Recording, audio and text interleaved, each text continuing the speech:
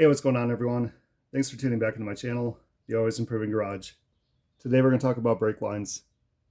Eventually you're going to come across a situation where you need to flare a brake line or make a brake line entirely from scratch.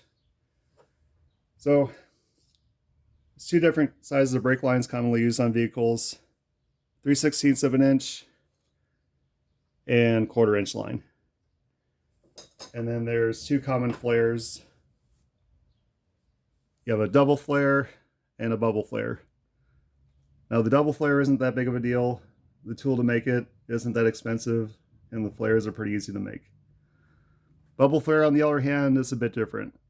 The tool to make a bubble flare properly is pretty expensive. If you have the proper tool, they're not that hard to make, but if you get a cheaper bubble flaring tool, you're probably going to have quite a bit of trouble, if not being able to make the line at all. So here's some of the tools. This one here is a hand flaring tool. I recently got this set. I really like it. It claims it can do bubble flares as well. I haven't tried that part of it yet, just because I have in the past on a different brand tool, and I didn't really have any luck at all, despite following the instructions exactly. Hence why I now have a hydraulic flaring tool, which is this one right here. This is made by Master Cool. This one will make bubble flares easy, and you can also make fuel lines that have the push connect cell ends on them. So I really like this tool here. We're not going to talk about double flaring a whole lot in this video, because I'm sure there's already a million videos out there on it. And like I said, they're not really that hard to make or find information about making them. So we're going to mostly talk about bubble flaring here. I'm going to go ahead and give you guys a tip right away. If you're in a situation where you're working on a vehicle and you need a bubble flare and you're just kind of in a pickle, say you need to get to work the next day and you're just like, what do I do? Okay, this is what you need to do. Go down to your local auto parts store. This one I got from AutoZone. And you can actually buy a section of brake line that's pre-made with bubble flares on it already. Okay. Now, there is one other thing you need to do for this. You also need to get what's called a double flare union. And then you just need the proper tube nuts. Just imagine that's this one here and the other one to connect them. Okay, I'm going to do my best to explain this. So just imagine that this is the brake line that was coming off your vehicle that had a bubble flare end on it before, and you need to make that bubble flare now. Okay, so you're going to take your line. It's already pre-made with the bubble flare on it. Okay, so this is already good to go. And then your other end, what you're going to do is you're going to cut that bubble flare off. Okay, so just imagine that's gone now. And then you're going to put your tube nut on there. Just imagine that's this one. And then you're going to double flare this end instead. Okay. So now just imagine that this is the line coming off your car. You double flared it, and you're going to put that into this double flare union. And this end here, just pretend it's already double flared, and that's going to go in here. So this is what you end up with. So now you have the bubble flare that you needed on the end, and then you joined it to your factory line with a double flare union. And of course, you would just cut it to length or bend it, whatever you need to do to make that line fit. Okay. So that's a nice little tip there. And this line is made out of what's called copper nickel. It's really easy to bend without kinking. It also lasts a really long time. It won't rust out. This line here, in my opinion, it's not really that hard to bend either, but it's not as resistant to corrosion. So if you can spend the extra money I'd recommend getting this copper nickel line. It's worth it. Okay, so that's my tip for you guys. If you need a bubble flare, you don't have the proper tool, you can still do that to get by just fine. Okay, I'm also going to show you guys how to use the hydraulic flaring tool. Hopefully this doesn't turn into too much of a train wreck.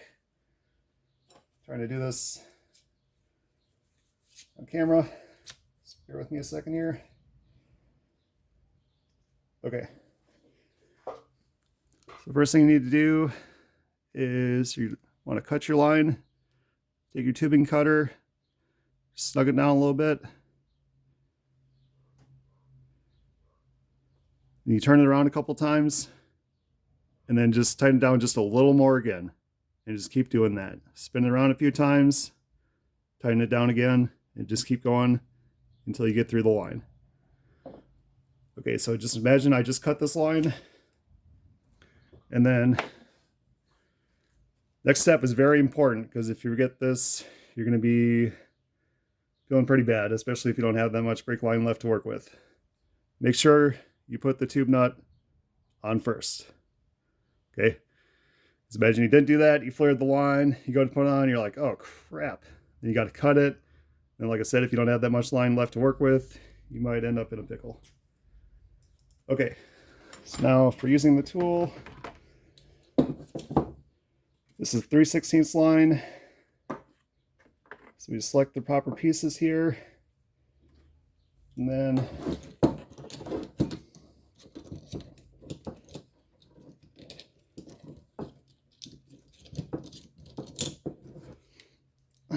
you drop these blocks in here. Put your brake line in.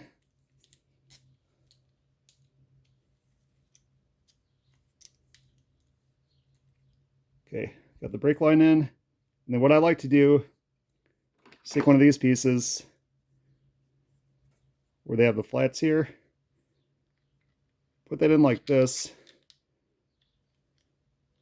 And then push your brake line up against it.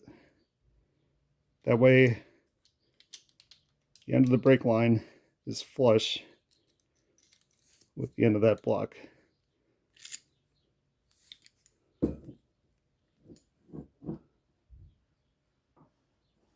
Okay. Just like so. Just nice and straight across there. We're going to tighten this down real good. Okay. You take this, drop it in there, line it up, brake line, turn this till it stops, take this here, close, and then you just squeeze this trigger nice and slow. You don't have to force it, just nice and slow. You'll feel it when it's done. Right there. Don't go anymore. And then open this. Spin this back around. Just gotta take my finger from underneath this here, pop this out, and then the line's flared. I don't know if you can see that already, but that's a perfect bubble flare, just like that.